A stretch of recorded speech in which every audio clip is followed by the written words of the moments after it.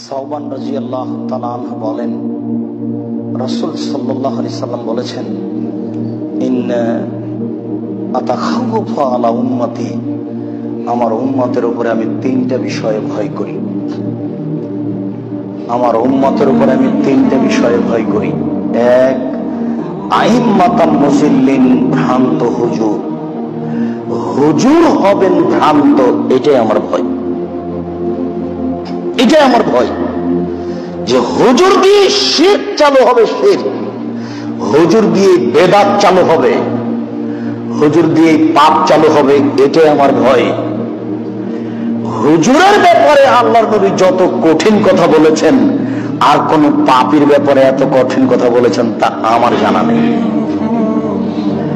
আল্লাহ নবী বলছেন, আমি কতগুলো লোককে দেখলাম যাদের ঠোঁট এবং জিহ্বাকে কেটে নেওয়া হচ্ছে। আমি বললাম, জিবরাইল, এরা কারা? তখন জিবরাইল আলাইহিস সালাম বলছেন, এরা আপনার উম্মতের বক্তা, যারা বক্তৃতা করে বেড়ায় তারা। পৃথিবীর কোন মানুষের, কোন পাপীর, সে যত বড়ই পাপ করুক না কেন, তার ঠোঁট জিহ্বা কেটে নেওয়া হবে না হুজুর ছাড়া, সে যত বড়ই পাপ করুক। আল্লাহ নবী বলছেন, দেখি একটা লোককে পাথর দিয়ে মাথা ফাটিয়ে দেওয়া হচ্ছে। আমি বললাম, ঘটনাটি একে? তখন জিবরাইল বলছেন, উনি হচ্ছেন হুজুর, তার মাথা ফাটিয়ে দেওয়া হচ্ছে।